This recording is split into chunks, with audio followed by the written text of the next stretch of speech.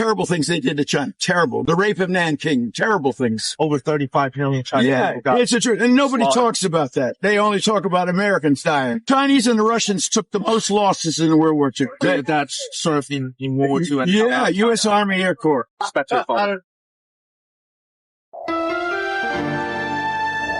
Americans who have understood the implication during this massacre are really feeling ashamed and shocked by the fact that they were denied this part of history. Just the thought of what happened is depressing, and for those who watch the movie, I don't know how you guys are going to recover. I simply shared some descriptions with few clips, and people were saying my blood is boiling. Just imagine how I felt. I am also here to remind you that Nanjing has fully recovered, and you can as well visit. If you're still processing this information, it will be good for you to visit the museum. Get to fully understand, process the information until you are satisfied. Mourn as much as you can so that you're able to get through this process. I am speaking this from experience, guys. This video is coming to you as a response to the comments you dropped. Those of you who are asking me to also acknowledge those who played key roles, Americans who played important role during this massacre. We don't want to just put everyone in this basket of evil. There are people whose actions need to be remembered.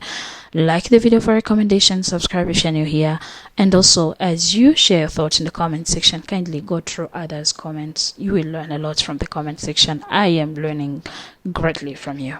Do you know there was once a group of Americans who risked their lives for China in World War II? Yes, real American pilots fighting under Chinese command, shooting down Japanese planes in the skies over Kunming, Chongqing, and Wuhan. They were called the Flying Tigers. And no, most Americans today have never even heard of them. Why? Because their stories doesn't fit the current narratives, the current geopolitics. It was not about Cold War, containment, or China threat. It was about solidarity, the real solidarity. Back in 1941, before Pearl Harbor, before America officially entered the war, a U.S. pilot named Claire Chennault organized a secret squadron of volunteer airmen. They flew under the Chinese flag. They fought to stop Japan's bombing of Chinese cities, and they won. In just 7 months, the Flying Tiger shot down nearly 300 Japanese aircraft, while losing only 14 of their own. Later, they were absorbed into the U.S. Army Air Force as the 14th Air Force, and kept fighting until the end of the war, destroying over 2,600 enemy planes in total. And these were not just military operations, they were personal.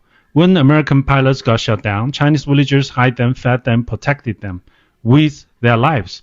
Thousands of Chinese civilians died just for saving down the Americans. One village was literally renamed Flying Tiger Village after rescuing a single pilot. Today, China still remembers. There are Flying Tiger museums, statues, even street names. Kids growing up like me learning the stories. But in the US, they are barely mentioned in textbook, media, or any outlet, even though those pilots fought and died for a cause bigger than the borders. This month, descendants of the Flying Tigers visited Wuhan. One of them looked out of the city skyline and said, "I've seen China rise, but what we really need to remember are the moments when we stood together." I have the full story and articles on my Substack, link in bio if anybody interested in this part of history. Thank you. Take care. This woman saved 1,000 during one of the darkest massacres of 20th century. Her name is Mitty Outram, an American missionary and a school teacher who stood alone against the Japanese army during the Nanjing massacre. China remembers her name as Angel of Nanjing. December 1937, Japanese troops invaded Nanjing. In just 6 weeks, over 300,000 civilians are killed and tens of thousands of women raped. Foreigners fled, it was chaos. But Mitty Outram stayed. She was a Christian missionary and acting president of Jinin Women's College. And she turned that college into a sanctuary, protecting more than 10,000 women and children. Every day, she stood at the gate, blocking soldiers with her body. She physically pulled attackers away. She pleaded with diplomats, wrote urgent letters, and begged for mercy. She hardly slept, she barely ate. But she refused to leave. Her diary recorded everything. There probably is no crime that has not been committed in this city today. If I can only save a few, my life will not have been in vain. By 1940, she was completely exhausted. She returned to the US, and the following year she died by suicide. But her courage lives on, not through wealth, not through power, but in the life she saved, and in the hearts of the Chinese people. We remember. I have a full tribute and article on my Substack, link in bio. Thank you. So moving on, it's recent, but it's important that you also mention this guy right here. Sometimes back, he went viral on social media, and I assumed that Americans knew about him. And I was shocked to hear that there are Americans who don't know this side of history, while this guy had gone viral on Chinese social media. I thought that his story also had better coverage on their media. I assumed, yeah, but unfortunately, it wasn't. There are some who are still not aware of what he did to the Chinese government, to the Chinese as a whole, as a country, as to humanity as well. His bravery is beyond reach. I was marveled by his story, but we can still repeat this so that you get to understand what happened. Hi guys.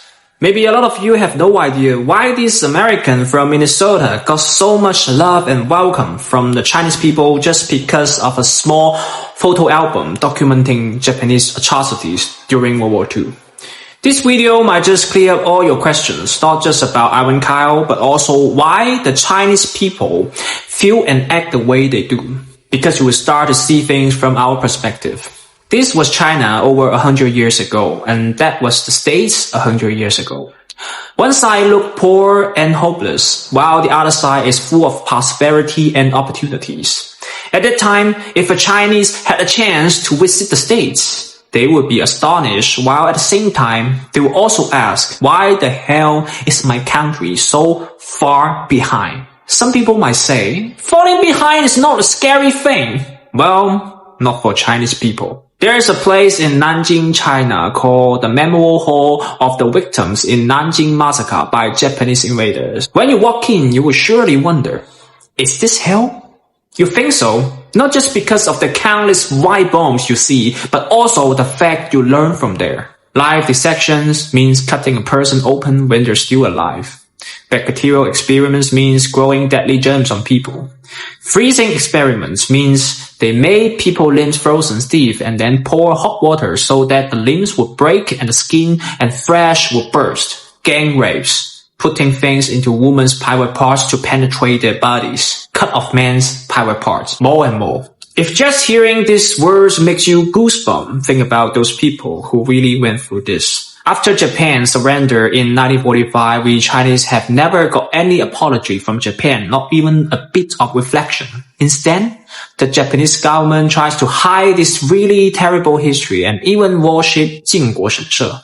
What is 靖国神社? It's the place where they worship those war criminals. Those murderers. If you still don't feel anything after hearing this, I can give you a simple analogy. One day, a guy breaks into your home, rapes your daughter, your wife, and your mom, does experiments on your dad while he is still alive, and makes your siblings come out one by one, then chop their heads off just for the sick fun of it. After he finishes, he goes out and say to his neighbor, hey, I didn't do anything. The so-called victim is lying. And he even say to his children, he missed that happy time in your house. If this happened in a Hollywood movie, you and I would totally know what the victim would do next. But this isn't a movie. There are documentaries 32, 22, and a film 大韩 tells the story of a group of elderly women who were made into military sexual slaves by the Japanese army. Some people asked them what they most wanted to tell the younger generation. They said, 娃子们以后把咱家的们给看住了，再不能让人家啥踢开就踢开，啥进来就进来。 Now I bet you can get what this history means to us. It's humiliations, pure humiliations. We call it the national shame. But back then, what could we do? We could only put up with it. We can't blame anyone because we fully understand where this humiliation comes from. It comes from falling far behind, so far behind that we couldn't even defend ourselves. So we start to sacrifice, to contribute, to work our ass off. We put hope in nobody but ourselves. As an old saying goes, 自强不息. No God, no savior, no excuse, just hard-working people. One of our scientists even said, I would prostrate myself in the dust, determined to scrub off every bit of the shame that stains my motherland. Why? We didn't want that horrible time to happen again. Some people keep saying that we are the threat. But indeed, what we are actually doing is just like the main character in a Hollywood movie. We try our best to protect our family members from being raped, tortured, and killed just for fun. Again. This video isn't to make you guys hate Japanese people. In fact, there are many noble-minded Japanese who keep asking their government to face up to this history. But we Chinese do have hatred. Who do we hate? We hate those Japanese soldiers who killed so many of us. We hate the Japanese government that still doesn't want to admit this history. And we hate those people who don't care about this history at all and even tell Chinese people to just let it go. What we hate is the dark side of the human nature. The lies, the injustice, the cruelty, and the indifference to atrocities.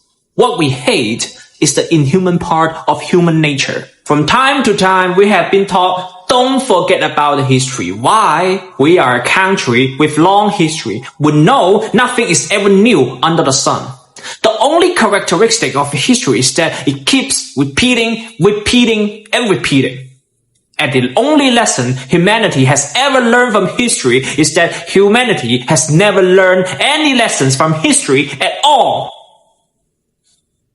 Why Irwin Kyle so popular among Chinese people is not just because he has provided the evidence, but because in our Chinese people's eyes, he is the Westerner who stands on the side of historical truth. He is the Westerner who stands on the side of human justice. If humanity is ever to achieve true global unity, those dark history of mankind is class 101.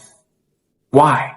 Because if we don't know what true darkness is, how can we be so sure that we are even close to true brightness?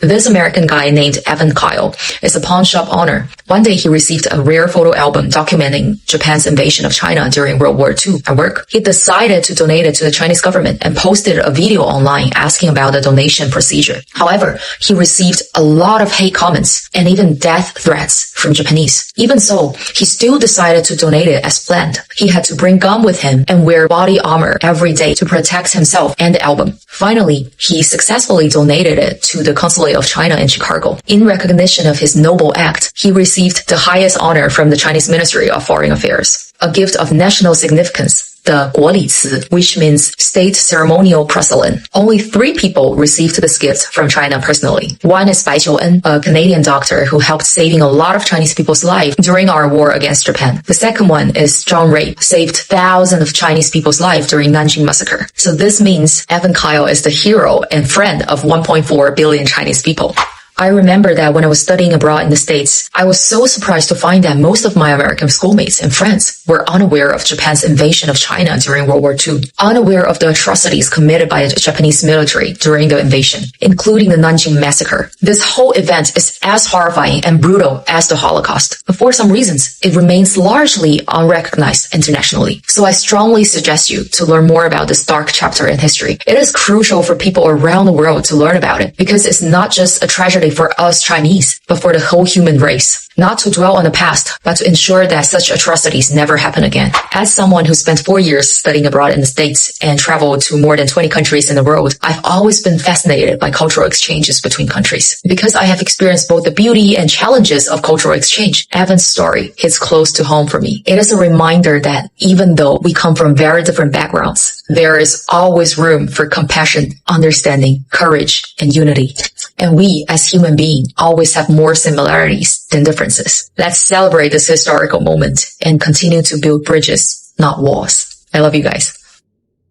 小红书